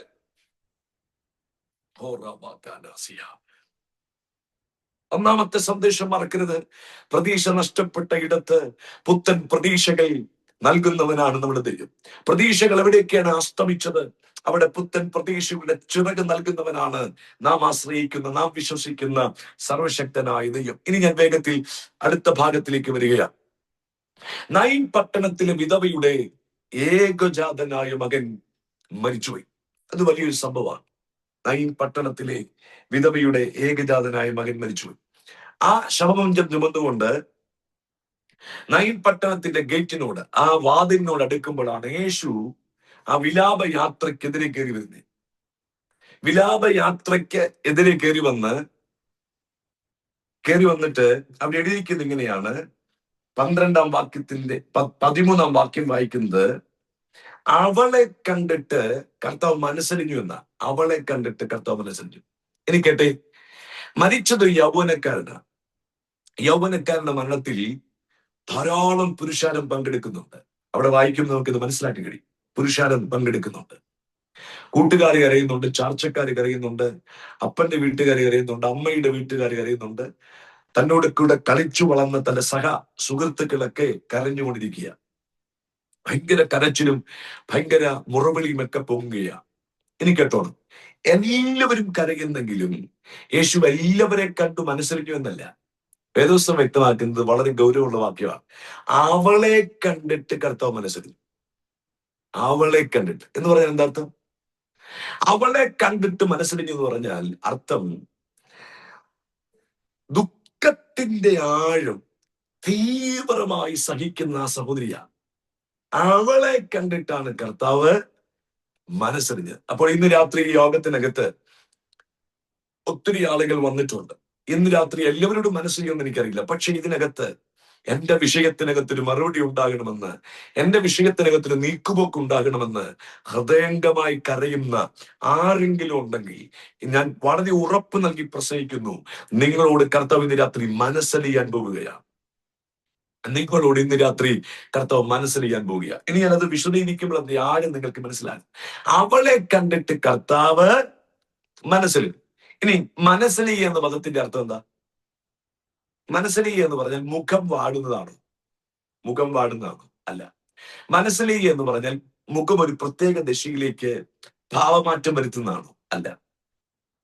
മനസ്സിലി എന്ന് പറഞ്ഞാൽ കണ്ണീരൊഴുക്കുന്നതാണോ? അല്ല. ഇതൊക്കെ നമ്മുടെ മനസ്സിലിവ. കേൾക്കുന്നുണ്ടോ? ഒരു ഭാരമേറിയ വിഷയം ഒരാൾ നമ്മോട് സംസാരിക്കുമ്പോൾ നമ്മുടെ മുഖം വാടുകയാണ്, അല്ലെങ്കിൽ മുഖത്തിൽ കണ്ണിലൂടെ കണ്ണുനീർ താഴേക്ക് ഒഴുകുകയാണ്. മുഖം ഒരു പ്രത്യേക ഭാവത്തിലേക്ക് നാം തിരിക്കുമ്പോൾ, നമ്മോട് പലരും പറഞ്ഞിട്ടില്ലേ, പാസ്റ്റർക്ക് ആ വിഷയം കേട്ടപ്പോൾ, അല്ലെങ്കിൽ ആ ദൈവമനുഷ്യന് ആ വിഷയം കേട്ടപ്പോൾ, ആ സഹോദരിക്ക് ആ വിഷയം കേട്ടപ്പോൾ, ആ ബോസിന് ആ വിഷയം കേട്ടപ്പോൾ എന്നോട് എന്തോ ഒരു മനസ്സലിവ്, എന്നോടൊരു മനസ്സലിവ്. എങ്ങനെയാ മനസ്സിൽ തിരിച്ചറിഞ്ഞേ? മുഖം വാടിയപ്പോൾ, കണ്ണീരൊഴുക്കിയപ്പോൾ, മുഖം ഒരു പ്രത്യേക ദിശയിലേക്ക് തിരിച്ചപ്പോൾ. പക്ഷേ വേദപുസ്തകം മനസ്സിലി എന്ന് പറയുന്ന രണ്ടർത്ഥമുണ്ട്. വേദപുസ്തകം മനസ്സിലി എന്ന് പറയുന്ന രണ്ടർത്ഥമുണ്ട്. അത് നിങ്ങൾ ശ്രദ്ധിക്കണം. ഒന്ന്, മനസ്സിലി എന്ന് പറഞ്ഞാൽ കൂടെ കഷ്ടപ്പെടുക എന്ന. എന്താ?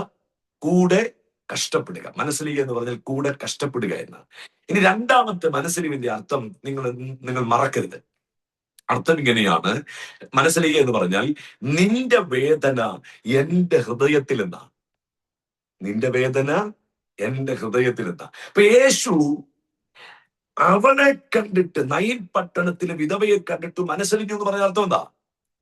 വിധവേ, നിന്റെ വേദന എന്റെ ഹൃദയത്തിൽ എന്താ? അപ്പൊ യേശു ഇന്ന് രാത്രി നമ്മോട് മനസ്സലിയുന്നു എന്ന് പറഞ്ഞ അർത്ഥം എന്താ? നമ്മുടെ ഹൃദയത്തിന്റെ വേദന കർത്താവിന്റെ കയ്യിലുണ്ട്. നമ്മുടെ വേദന കർത്താവിന്റെ ഹൃദയത്തിനകത്തുണ്ട്. വിശ്വസിക്കുന്നുണ്ടോ? ഞാൻ വെറുതെ ചില വാക്കുകൾ പറയല്ല കേട്ടോ. ഇന്ന് രാത്രി കർത്താവ് നമ്മോട് വളരെ ശക്തമായിട്ട് ഇടപെടുക. ആരും നിങ്ങളുടെ വേദനകൾ തിരിച്ചറിയുന്നില്ലെങ്കിലും നിങ്ങളുടെ ദൈവം നിങ്ങളുടെ വേദനകളെ അറിയുന്നുണ്ട് എന്ന മനോധൈര്യം ഇന്ന് രാത്രി നമുക്ക് ഉണ്ടാകണം പ്രിയപ്പെട്ടവർ. ഞാൻ വിശദീകരിക്കാം, കേട്ടോണം. യേശുവിന്റെ പരസ്യ ശുശ്രൂഷ കാലത്ത് യേശു പലയിടത്തും മനസ്സിലായിട്ടുണ്ട്. ഉണ്ടോ ഇല്ലയോ? ഉണ്ട്. യേശു പുരുഷാരത്തെ കണ്ട് മനസ്സറിഞ്ഞു, എന്നിട്ട് അവിടുന്ന് വിട്ടുപോയെന്നാണോ? അല്ല. പുരുഷാരത്തെ കണ്ട് മനസ്സറിഞ്ഞ് അവരുടെ ഇടയിലുള്ള രോഗികളെ യേശു സൗഖ്യമാക്കി. ഇനി ഒരിക്കൽ 2 കുരുടന്മാർ യേശുവിന്റെ ഇടയ്ക്ക് വന്ന് പറഞ്ഞു, യേശുവേ, ഞങ്ങളോടൊന്ന് മനസ്സിലിക്കണം. യേശു വേദപുസ്തകം പറയുന്നത് ഇങ്ങനെയാ, യേശുവെ ഞങ്ങളോട് കരുണ തോന്നുന്നു. പെട്ടെന്ന് യേശു അവരോട് മനസ്സറിഞ്ഞു എന്നാ. മനസ്സറിഞ്ഞിട്ട് യേശു പോയെന്നല്ല, മനസ്സറിഞ്ഞിട്ട് അവിടെ കണ്ണിനെ തൊട്ടു. കണ്ണിനെ തൊട്ട മാത്രമേ ഇവർ കണ്ണ് തുറന്നു വന്നു. ഇനി കേട്ടോണം എല്ലാവരും. ഒരിക്കൽ യേശു ഇങ്ങനെ മലയുടെ മുകളിൽ നിന്ന് താഴോട്ടിറങ്ങി വരുമ്പോ ഒരു കുഷ്ഠരോഗി യേശുവിന്റെ അടുക്ക വന്ന് പറഞ്ഞു, യേശുവേ, നിനക്ക് മനസ്സുണ്ടെങ്കിൽ എന്നെ ശുദ്ധമാക്കാൻ കഴിയും. പെട്ടെന്ന് യേശു മനസ്സറിഞ്ഞ് കൈ നീട്ടി അവനെ തൊട്ടെന്ന. ഞാൻ ചോദിക്കട്ടെ, കുഷ്ഠരോഗിയുടെ ഹൃദയത്തിനകത്തെ വേദന എന്താ? കുഷ്ഠരോഗിയുടെ ഹൃദയത്തിനകത്തെ വേദന എന്താ? എന്നോടാരും സംസാരിക്കുന്നില്ലെന്നാണ്? അല്ല, എന്നെ ആരും സ്പർശിക്കുന്നില്ലെന്നാണ്. കാരണം ഞാൻ ആരെയെങ്കിലും തൊട്ടാൽ, എന്നെ ആരെങ്കിലും തൊട്ടാൽ അവൻ പാളയത്തിന് വെളിയിലാണ്. കാരണം ഒന്നുകൂടെ വ്യക്തമാക്കി പറഞ്ഞാൽ അവൻ അശുദ്ധനാണ്. കുഷ്ഠരോഗി വരുന്ന സമയത്ത്, ഒരു വഴിയിലൂടെ നടന്നു വരുന്ന സമയത്ത് ആരെങ്കിലും വഴിയിലൂടെ നടക്കുന്നെങ്കിൽ കുഷ്ഠരോഗി ഉറക്കെ വിളിച്ചു പറയണം, അശുദ്ധൻ, അശുദ്ധൻ, അശുദ്ധൻ. അശുദ്ധൻ എന്ന് വിളിച്ചു പറയുന്ന മാത്രയിൽ വഴിയിൽ കൂടെ വരുന്ന ആളുകൾ വഴിമാറിപ്പോവും. കാരണം ഇവനെ തൊട്ടാൽ, ഇവൻ ആരെങ്കിലും തൊട്ടാൽ അശുദ്ധനാ. ഇനി കേട്ടോണം എല്ലാവരും. കുഷ്ഠരോഗിയുടെ ഹൃദയത്തിനകത്തെ വേദന എന്താ? എന്നെ ആരും എന്നോട് സംസാരിക്കുന്നതെന്നല്ല, എന്നെ ആരും തൊടുന്നില്ല. അവൻ ആ കുടുംബത്തിനകത്ത് എന്നിട്ട് വർഷങ്ങളായി. മാതാപിതാക്കൾ അവനെ തൊട്ടിട്ട്, അവന്റെ കുഞ്ഞുങ്ങൾ അവനെ സ്പർശിച്ചിട്ട് വർഷങ്ങളായി. ലേവ്യനും പുരോഹിതനും ഒക്കെ അവന്റെ അടുക്കൽ വന്നിട്ട് വർഷങ്ങളായി. എല്ലാ തരത്തിലും പുറന്തള്ളപ്പെട്ടവനാണ് കുഷ്ഠരോഗി. ഇനി കേട്ടോണം എല്ലാവരും. അവന്റെ ഹൃദയത്തിനകത്ത് വേദന. യേശുദം, എന്നെ ആരും തൊടുന്നില്ലെന്നാണ്. ഇനി നിങ്ങൾ കേട്ടോ, യേശു അവനെ കണ്ടിട്ട് മനസ്സലിഞ്ഞു. മനസ്സലിഞ്ഞപ്പോൾ യേശുവിന് മനസ്സിലായി അവന്റെ ഹൃദയത്തിന്റെ വേദന എന്താ? എന്നെ ആരും തൊടുന്നില്ലെന്നാണ്. യേശുവിന് ഒരു വാക്കിൽ സൗഖ്യമാക്കാൻ പറ്റും. പക്ഷെ യേശു കൈനീട്ടി അവനെ തൊട്ടെന്ന വചനം മനസ്സിലാവുന്നുണ്ടോ? യേശു മനസ്സലിഞ്ഞാൽ ആരും തൊടാത്ത വിഷയങ്ങളെ യേശു തൊടും. കേൾക്കുന്നുണ്ടോ? ഞാൻ ഈ ദൂത് പറഞ്ഞുകൊണ്ടിരിക്കുമ്പോൾ പരിശുദ്ധാത്മാവ് ഇടപെടുക. ആരും ഏറ്റെടുക്കാത്ത വിഷയങ്ങൾ, ആരും ഗമനിക്കാത്ത വിഷയങ്ങൾ, ഈ ദൂത് ഞാൻ പറഞ്ഞുകൊണ്ടിരിക്കുമ്പോൾ പരിശുദ്ധാത്മാവ് ശക്തമായി ചിലരോട് വ്യക്തിപരമായി സംസാരിക്കുകയാ. ആരും ഈ ദിവസങ്ങളിൽ തൊടാത്ത വിഷയങ്ങളെ കർത്താവ് ഇന്ന് രാത്രി തൊടുന്ന രാത്രിയാണ്. വിശ്വസിക്കുന്നുണ്ടോ? 17-ാം ദിവസം രാത്രി മനസ്സലിഞ്ഞ് കർത്താവ് ചില വിഷയങ്ങളെ തൊടാൻ പോവാ.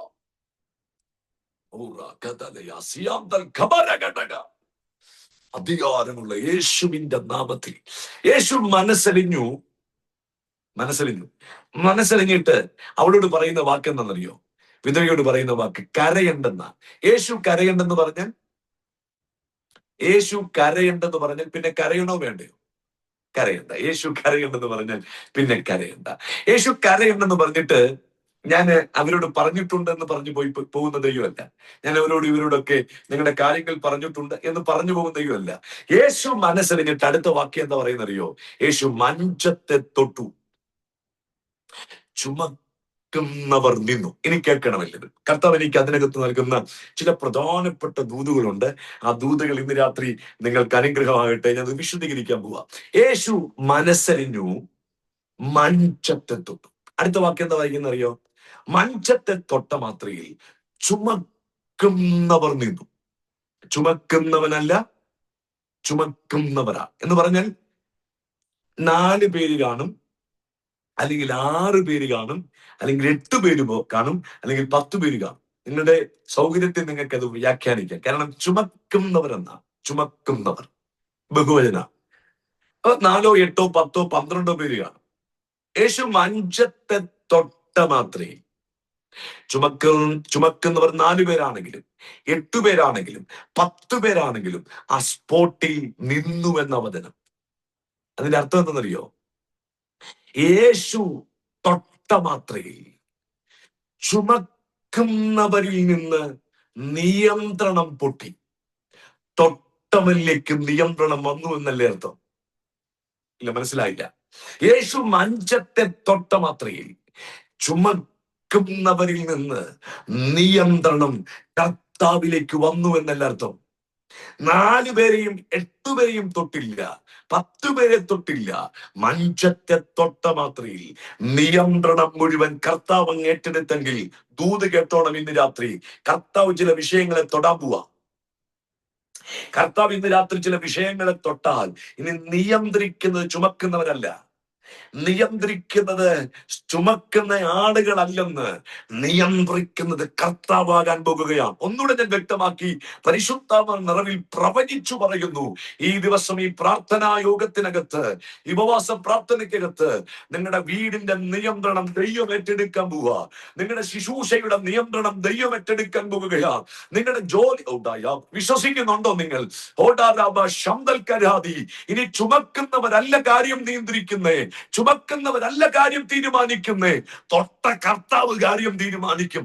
വിശ്വസിക്കുന്നവരുണ്ടെങ്കിൽ ഞാൻ ഈ ദൂത് പറഞ്ഞുകൊണ്ടിരിക്കുമ്പോ തന്നെ തൊട്ട കർത്താവ് ചില കുടുംബങ്ങളുടെ കാര്യങ്ങൾ തീരുമാനിക്കാൻ ഇന്ന് രാത്രി എഴുന്നേറ്റു വരികയാണ്. നിങ്ങളുടെ ഭാവിയിൽ തീരുമാനിക്കുന്നത് ചുമക്കുന്നവരല്ല,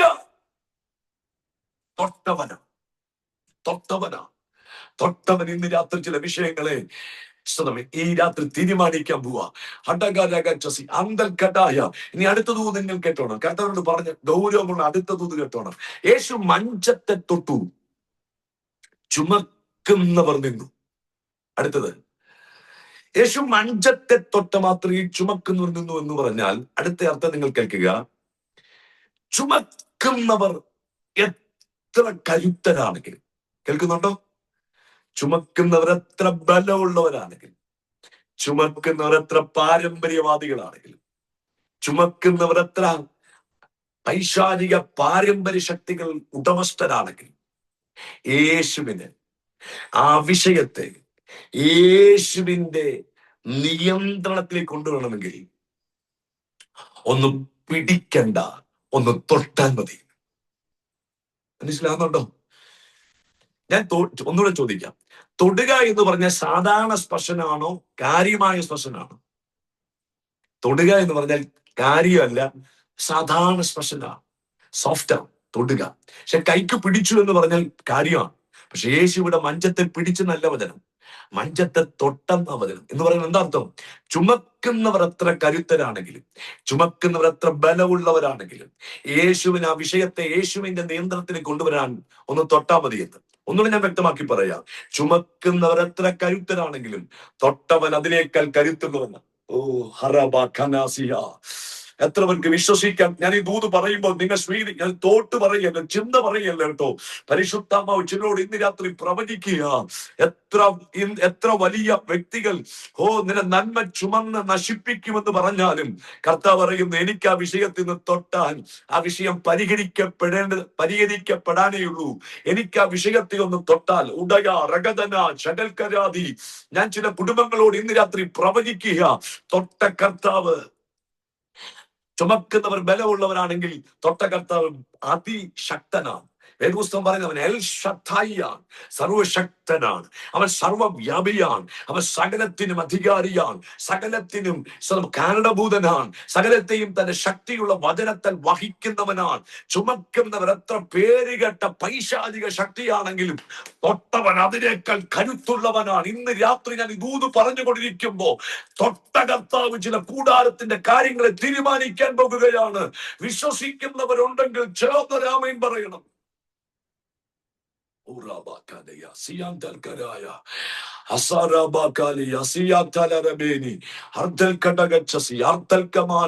ഹൃദയം പറയില്ല. പരിശുദ്ധാത്മാവ് ഇന്ന് രാത്രി വളരെ ഗൗരവമായിട്ട് പറയുന്നു, 17-ാം ദിവസം രാത്രി തൊട്ട കർത്താവ് കാര്യം തീരുമാനിക്കാൻ പോവുക. 17-ാം തീയതി രാത്രി ഉപവാസ പ്രാർത്ഥനയുടെ 17-ാം രാത്രി പരിശുദ്ധാത്മാവ് ഇടപെടുക. ചുമക്കുന്നവർ കരുത്തരാണെങ്കിലും തൊട്ടവൻ അതിനേക്കാൾ കരുത്തുള്ളവനാണ്. ഒറ്റ വാക്കുകൊണ്ട് ഭൂമിയെ സൃഷ്ടിച്ചവൻ, സകല ചരാചരങ്ങളെയും ഒറ്റ വാക്കുകൊണ്ട് വിളിച്ചു വരുത്താൻ കഴിവുള്ളവൻ, അവനാണ് തൊട്ടവൻ. ഓ റബാ ശംദൽ കരാധിയാര. ഇനി കേട്ടോണം, യേശു തൊട്ടാലും യേശുവിനെ തൊട്ടാലും നിയന്ത്രണം കർത്താവ് അങ്ങേറ്റെടുക്കും. യേശു തൊട്ടു, നിയന്ത്രണം കർത്താവ് അങ്ങേറ്റെടുത്തു. ആ വിഷയത്തിലെ നിയന്ത്രണം മുഴുവൻ. ഇനി യേശുവിനെ ഒരു സഹോദരി വന്ന് തൊട്ടില്ലേ, 12 വർഷം രക്തസ്രാവം പിടിച്ചൊരു സ്ത്രീ. യേശുവിനെ തൊട്ടില്ലേ? തൊട്ട മാത്രയിൽ ആ വേദപുസ്തകം പറയുന്നത് ഇതുവരെയും അവളെ നിയന്ത്രിച്ചുകൊണ്ടിരുന്ന പാത അവളെ വിട്ടുമാറി യേശു അവളുടെ മേലത്തേക്ക്. മനസ്സിലാവുന്നുണ്ടോ നിങ്ങൾക്ക്? യേശുവിനെ തൊട്ടാലും യേശു തൊട്ടാലും നിയന്ത്രണം യേശു ഏറ്റെടുക്കും. ഞാൻ യേശു എന്ന് പറയുമ്പോൾ തന്നെ ചില വിടുതലുകൾ ഈ രാത്രി ഈ സൂം മീറ്റിംഗിൽ ചില കുടുംബങ്ങൾക്കകത്ത് സംഭവിക്കുന്നുണ്ട്. പാട്ടുപാടിയ ആ ദൈവദാസനോട് കർത്താവിന്റെ രാത്രി പ്രവചിക്കുക കേട്ടോ. ഈ രാത്രി കർത്താവ് ചില നിയന്ത്രണങ്ങൾ ഏറ്റെടുക്കാൻ പോവാ. എന്നോട് കർത്താവ് ഒരു വചനം പറയുന്നു ദൈവദാസനെ. ആ വചനം ഒരു ദൂതാണ്. യിരെമ്യാ പ്രവാചകന്റെ പുസ്തകം 32-ാം അധ്യായത്തിൽ ഒരു പ്രത്യേക വിഷയത്തിന് വേണ്ടി യിരെമ്യാവ് കരയുക ദൈവത്തോട് കരയുന്ന വിഷയം ദൈവം പറഞ്ഞൊരു വിഷയമാണ്. ദൈവം പറഞ്ഞ എന്താണെന്നറിയോ?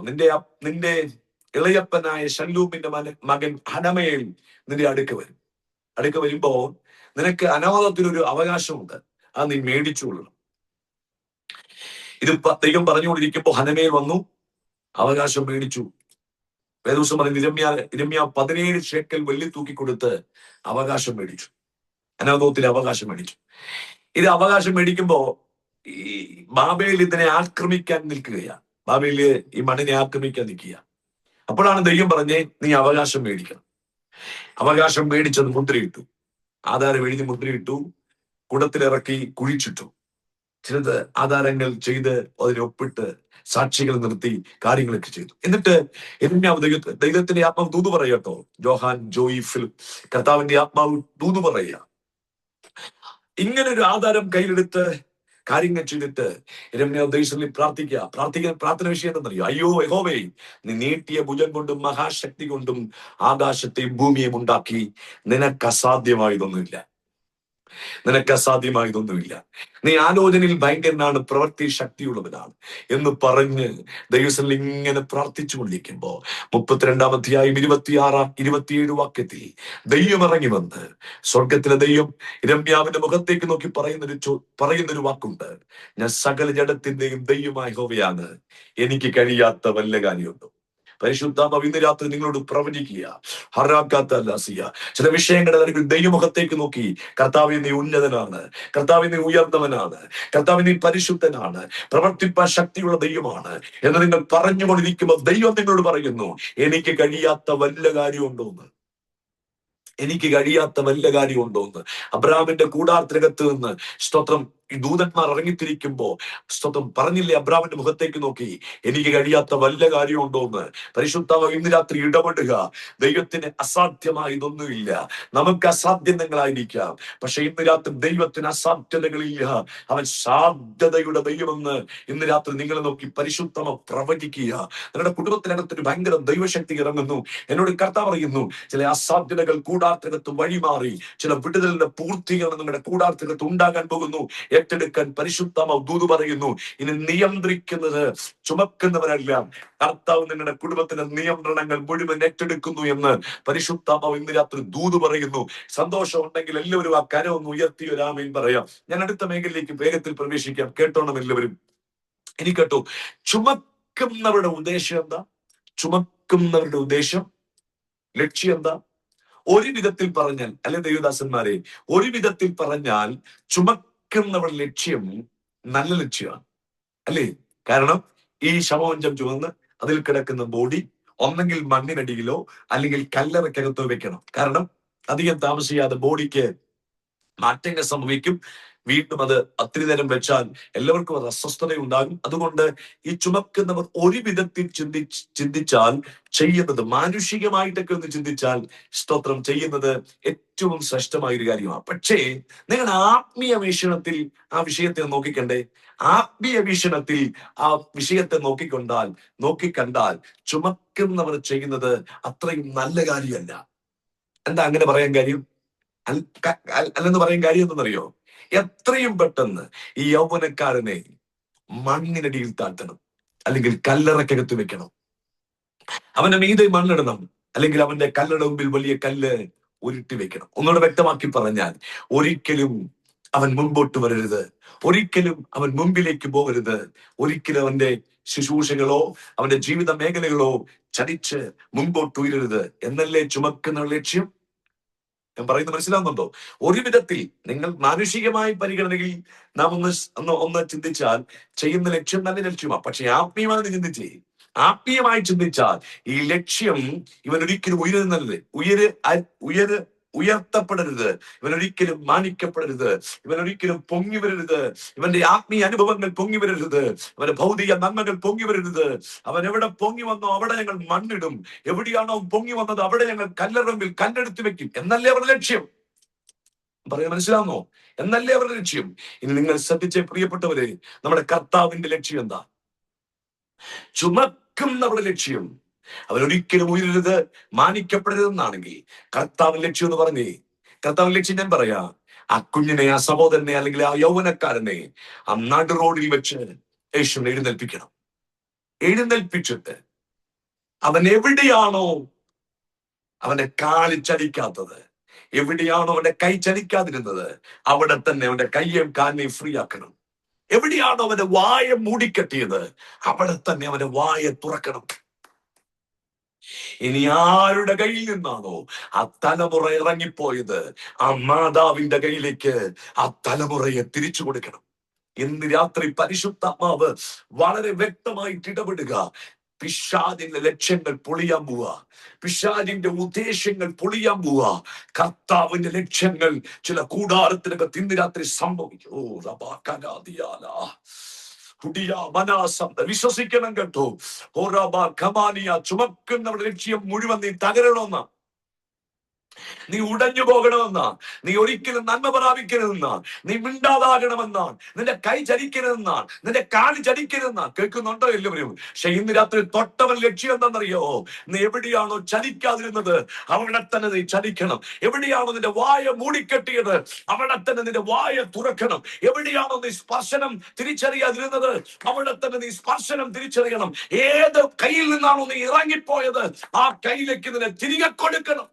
ഇന്ന് രാത്രി ഈ ദൂത് പറഞ്ഞുകൊണ്ടിരിക്കുമ്പോ 17-ാം ദിവസം രാത്രി കർത്താവിന്റെ ലക്ഷ്യം ചില വീടിനകത്ത് സംഭവിക്കാൻ പോവുക. പിശാചിന്റെ ലക്ഷ്യങ്ങളെല്ലാം ഇന്ന് രാത്രി അടിയട്ടെ.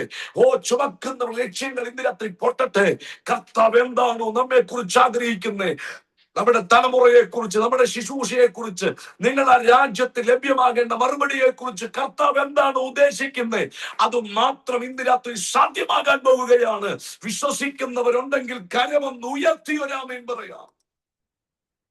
ഓ റബ കലാസിയാദല റഗലഗടഗ ജഗൽകബര ഗടഗബരഗച്ചസി അർദ്ധൽകടഗ ശംദൽകരാദയാര ജൂഡബരഗടഗ ശംദൽകബരഗടഗസിയ.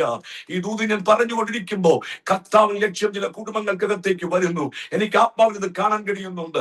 കർത്താവിൻ ലക്ഷ്യം ചില തലമുറയിലേക്ക് വരുന്നുണ്ട്. ഇന്ന് രാത്രി ഈ പ്രാർത്ഥനാ യോഗം ഇത് പിശാചിന്റെ ലക്ഷ്യം സാക്ഷാത്കരിക്കുന്ന യോഗമല്ല.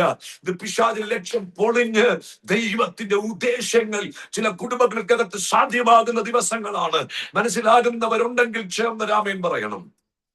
യേശുവിൻ നാമത്തിൽ ജയം. ഇനി നിങ്ങൾ കേട്ടു. സ്തോത്രം. ആ കുഞ്ഞിനെ അല്ലെങ്കിൽ യൗവനക്കാരനെ യേശു ഒറ്റ വാക്കിൽ എഴുന്നേൽപ്പിച്ചു. വാക്ക് ബാല്യക്കാര എഴുന്നേൽക്കാം. ഇനി അടുത്തത് ബാല്യക്കാരൻ എഴുന്നേറ്റ് യേശുവിനോട് മരിച്ചവൻ എഴുന്നേറ്റിരുന്ന് സംസാരിക്കാൻ തുടങ്ങിയെന്ന എന്ന് പറയാൻ എന്താ അർത്ഥം? അവന് സംസാരിക്കണം. കർത്താവിനോട് സംസാരിക്കേണ്ട വ്യക്തിയാണ്, കാര്യങ്ങൾ പറയേണ്ട വ്യക്തിയാണ്. പക്ഷെ അവൻ മരിച്ചു കഴിഞ്ഞ ചില മണിക്കൂറുകൾക്ക് മുമ്പ് യേശുവിനെ വിളിച്ചു. അവൻ എഴുന്നേറ്റ് സംസാരിക്കാൻ തുടങ്ങി. ഉടനെ അവന്റെ അമ്മയ്ക്ക് അവനെ ഏൽപ്പിച്ചു കൊടുത്തു. ഇത് കണ്ടുകൊണ്ട് ജനം പറയുന്ന വാക്ക് ഞാൻ പറഞ്ഞ് അവസാനിപ്പിക്കുക. ജനം പറയുന്ന വാക്ക് ദൈവം അത്ഭുതം ചെയ്തു എന്നല്ല. കാനായിലെ കല്യാണ വീട്ടിൽ സ്തോത്രം, യേശു ഈ കാനായിലെ കല്യാണ വീട്ടിൽ പച്ചവെള്ളത്തെ വീഞ്ഞാക്കിയ സമയത്ത് വേദപുസ്തകം വ്യക്തമാക്കുന്നത് അടയാളങ്ങളുടെ ആരംഭം എന്നാണ്. അടയാളങ്ങളുടെ ആരംഭം. 5 അപ്പം കൊണ്ട് 5000 പേരെ പോഷിപ്പിച്ചപ്പോൾ അത് അത്ഭുതമാണ്. കുരുടന്റെ കണ്ണു തുറന്നപ്പോൾ അത് അത്ഭുതമാണ്. ചികിടന്റെ സ്തോത്രം ചെവി തുറന്നപ്പോൾ അതൊരു അത്ഭുതമാണ്. പക്ഷെ ഇവിടെ ആ സഹോദരിയുടെ കയ്യിലേക്ക് ഈ മകനെ മടക്കി ഏൽപ്പിക്കുമ്പോൾ ജനം പറയുന്ന വാക്കെന്തെന്നറിയോ? അത്ഭുതം ചെയ്തു എന്നല്ല, ദൈവം തന്റെ ജനത്തെ സന്ദർശിച്ചിരിക്കും. ദൈവം തന്നെ ജനത്തെ സന്ദർശിച്ചിരിക്കുന്നു എന്ന് പറഞ്ഞ് അവർ ദൈവത്തെ മഹത്വീകരിച്ചു. ഇന്ന് രാത്രി ഞാൻ ദൂത് പറഞ്ഞ് അവസാനിപ്പിക്കുന്നു. ഈ പ്രാർത്ഥനാ യോഗത്തിനകത്ത് ദൈവിക സന്ദർശനങ്ങൾ വെളിപ്പെടാൻ പോവുകയാണ്. ദൈവിക സന്ദർശനങ്ങൾ, അത് ദൈവിക സന്ദർശനം എന്ന് പറയുമ്പോൾ നിങ്ങൾ ന്യായങ്ങളുടെ സന്ദർശനമായിട്ട് കണക്കാക്കാതെ ദൈവം സന്ദർശിക്കുന്ന ഇവിടെ ഒരു അനുഗ്രഹത്തിനായിട്ടാണ്. ഇനി നിങ്ങൾ വിധവയുടെ മുഖത്തേക്ക് നോക്കി ചോദിക്കണം, വിധവയെ സന്ദർശനം വെളിപ്പെട്ടപ്പോ എന്താ നിനക്ക് സംഭവിച്ചേ? അവള് പറയും, സന്ദർശനം വെളിപ്പെട്ടപ്പോ നഷ്ടപ്പെട്ട എന്റെ മറുപടിയെ, എന്റെ കയ്യിൽ നിന്ന് ഇറങ്ങിപ്പോയ എന്റെ മറുപടിയെ എന്റെ കയ്യിലേക്ക് തന്നെ ദൈവം തിരികെ നൽകി. കർത്താവിനോട് പറയുന്നു, ഈ പ്രാർത്ഥനാ യോഗത്തിനകത്ത് ദൈവം നമ്മെ സന്ദർശിക്കാൻ പോവാ. സന്ദർശിച്ചാൽ എന്താ അനുഗ്രഹം എന്നറിയോ? നഷ്ടപ്പെട്ട മറുപടികളെ നമ്മുടെ കയ്യിലേക്ക് ദൈവം തിരികെ നൽകാൻ പോകുന്നു.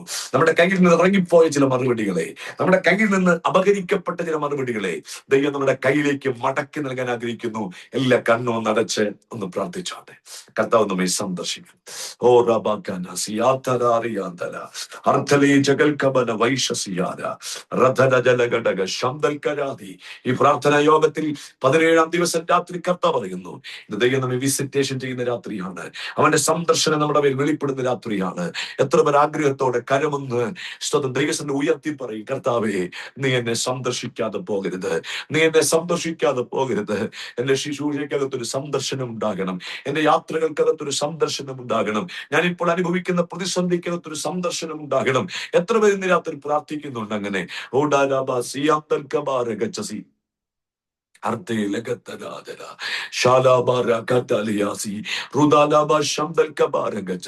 ജോൺ ആൽബർട്ട്, എനിക്ക് ആ ദേവദാസനെ ഇപ്പോൾ കാണാം ഇവിടെ. കർത്താവിന്റെ ആത്മാവ് നിങ്ങളോട് പ്രവചിക്കുകയാണ്. കാറ്റ് കാണില്ല, മഴ കാണില്ല, എങ്കിലും താഴ്വരയിൽ അനേക കുഴികൾ കുത്തുകയും ഞാൻ അതിനെ വെള്ളം കൊണ്ട് നിറയ്ക്കും. ദൈവം പറയും, ചില അസാധ്യതകളെ ഞാൻ സാധ്യമാക്കാൻ പോവാ.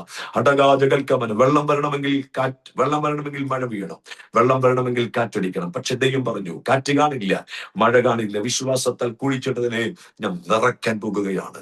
ദൈവം പറയുന്നു, ജഗൽ കടകസിയാര അർത്ഥത്തിൽ കഴിഞ്ഞ 6 മാസമായിട്ട് നിങ്ങൾ അനുഭവിക്കുന്ന ചില പ്രതിസന്ധികളെ ദൈവം പൊട്ടിച്ച് പുത്തൻ അനുഗ്രഹത്തിലേക്ക് നിങ്ങളെ ദൈവാത്മാവ് പ്രൊമോട്ട് ചെയ്യാൻ പോകുന്നു എന്ന് ദൈവാത്മാവ് വളരെ ശക്തമായിട്ട് ഇടപെടുക.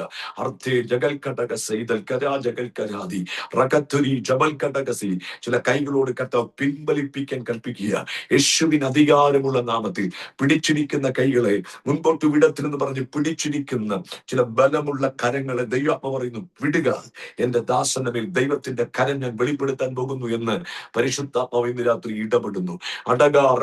വേദപുസ്തകം പറയും, ദാരിയാവേഷിന്റെ കാലത്തും കോരശിന്റെ കാലത്തും ദാനിയേൽ ശുഭപ്പെട്ടിരുന്നത് പോലെ ഒരു ശുഭത ദൈവം നിങ്ങളുടെ മേൽ കൽപ്പിക്കാൻ പോകുകയാണ്. യോഹന്നാൻ ഗായോസിന് 3-ാമത്തെ ലേഖനം തയ്യാറാക്കുമ്പോ പറയുന്ന വാക്കുകൾ ഇങ്ങനെയല്ലേ? ഗായോസ് എഴുതി കൊടുക്കുക, പ്രിയനെ, എന്റെ ആത്മാവ് ശുഭമായിരിക്കുന്നത് പോലെ നീ സകലത്തിലും ശുഭമായും സുഖമായും ഇരിക്കണമെന്ന് ഞാൻ പ്രാർത്ഥിക്കുക. ഒരു ഭയങ്കര ശുഭത ജീവിതത്തിനകത്ത് വെളിപ്പെട്ടു വരാൻ പോകുകയാണ്. ഒന്നിനും അടുപ്പിക്കത്തില്ല, ഒരു ശുഭ തുറമുഖത്ത് അടുപ്പിക്കത്തില്ല, ഒരു ശുഭ തുറമുഖത്ത് എത്തത്തിൽ എന്നൊക്കെ പറയുന്ന എല്ലാ വെല്ലുവിളികളെയും ദൈവം പൊട്ടിച്ച് ദൈവത്തിന്റെ ഒരു വചനം കൊണ്ട് വചനം കൊണ്ട് ഒരു ദൂതനെ പൂർത്തീകരിക്കുക. ശാന്തത വന്നതുകൊണ്ട് അവർ അത്യന്തം സന്തോഷിച്ചു. അവരാഗ്രഹിച്ച തുറമുഖത്ത് ദൈവം എത്തിച്ചതുപോലെ ദൈവം ചില പ്രത്യേക പൂർത്തീകരണത്തിലേക്ക്, മറുപടിയുടെ പൂർത്തീകരണത്തിലേക്ക് ഈ ദിവസം എത്തിക്കാൻ പോകുന്നു എന്ന് ആത്മാവിന്റെ രാത്രി പ്രവചിക്കുന്നു. ഏറ്റെടുക്കാൻ ദൈവാത്മാവിന്റെ ദൂത്. എല്ലാ കണ്ണുകളും ഒന്ന് അടച്ച് പ്രാർത്ഥിച്ചാട്ടെ. ദൈവിക സന്ദർശനം ഇന്ന് രാത്രി തലമുറകൾക്കകത്ത് വെളിപ്പെടട്ടെ. ദൈവിക സന്ദർശനം, പരിശുദ്ധാത്മാവിന്റെ സന്ദർശനം കുടുംബങ്ങൾക്കകത്ത് വ്യാപരിക്കട്ടെ. ഈ യോഗത്തിന്റെ 17-ാം ദിവസം രാത്രി ദൈവമേ, ഈ ദിവസിൽ വന്നിരിക്കുന്ന എല്ലാവരെയും അങ്ങ് സന്ദർശിക്കാതെ ഇന്ന് രാത്രി എഴുന്നേൽപ്പിക്കരുത്. ഈ യോഗം ഇവിടെ തീർന്നാലും വചനത്തിന്റെ ശക്തി വ്യാപരിച്ചു കൊണ്ടിരിക്കണമേ, വചനത്തിന്റെ ശക്തി വ്യാപരിച്ചു കൊണ്ടിരിക്കണമേ. അവർ കിടക്കയിൽ എത്തുന്ന സമയം വരെയും വചനത്തിന്റെ ശക്തി വ്യാപരിച്ചു കൊണ്ടിരിക്കണമേ. ഇന്ന് രാത്രി യേശുവിന്റെ നാമത്തിൽ ഈ ദൈവസഭയ്ക്കകത്ത് ദൈവത്തിന്റെ മഹത്വം ഇന്ന് രാത്രി ഇറങ്ങട്ടെ. ലൈറ്റ് ഹൗസ് റിവൈവൽ ചർച്ചിനകത്ത് ഒരു ദൈവശക്തി ഇന്ന് രാത്രി ഇറങ്ങട്ടെ. ദൈവം സന്ദർശിക്കട്ടെ. ഞങ്ങളെ ലൂക്കോസ് സുവിശേഷത്തിൽ വായിക്കുന്ന പോലെ ഉയരത്തിൽ നിന്ന് ഉദയം ഞങ്ങളെ സന്ദർശിക്കണമേ. അവിടുത്തെ മഹാകരം ഞങ്ങളുടെ മേൽ വ്യാപരിക്കണമേ.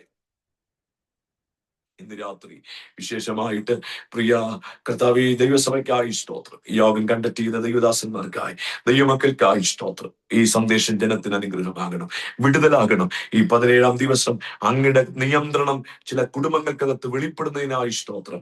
അങ്ങ് നിയന്ത്രിച്ച് ചില കുടുംബങ്ങളെ മുൻപോട്ട് നയിക്കുന്നതിനായി സ്തോത്രം. എല്ലാ എതിരുകളും പൊട്ടിക്കുന്നതിന് സ്തോത്രം. എല്ലാ വെല്ലുവിളികളും പൊട്ടിക്കുന്നതിന് സ്തോത്രം. അത്ഭുതം അങ്ങ് ചെയ്യും. ദൈവം സന്ദർശിക്കുന്ന നന്ദി, യേശു ക്രിസ്തുവിൻ അൻപുള്ള നാമത്തിൽ തന്നെ. ഈ വചനങ്ങളാൽ കർത്താവ് നമ്മെ അനുഗ്രഹിക്കട്ടെ. ഈ യോഗത്തിലേക്ക് എന്നെ ക്ഷണിച്ച പ്രിയപ്പെട്ടവർക്ക് നന്ദി. ഇങ്ങനെ അവസരം തന്ന ദൈവസഭയ്ക്ക് നന്ദി. ഓർക്കുമ്പോൾ പ്രാർത്ഥിക്കണം. ഷിറ്റോപ്പോൾ എന്നാണ് പേര്. കോട്ടയത്തിനടുത്ത് പുതുപ്പള്ളിയിലാണ് താമസിക്കുന്നത്. നിങ്ങൾ ഓർക്കുമ്പോൾ പ്രാർത്ഥനയിൽ എനിക്ക് എന്റെ കുടുംബത്തെ ഓർത്ത് പ്രാർത്ഥിക്കണം, ശുശ്രൂഷയെ ഓർത്ത് പ്രാർത്ഥിക്കണം എന്ന് ദൈവത്തെ അറിയിച്ചുകൊണ്ട് ദൈവം ഇരിക്കുന്നു. കർത്താവ് നമ്മെ സഹായിക്കണം. ആമേൻ. ആമേൻ, ആമേൻ, ആമേൻ, ആമേൻ. കർത്താവിന് സ്തോത്രം. ഹല്ലേലൂയ.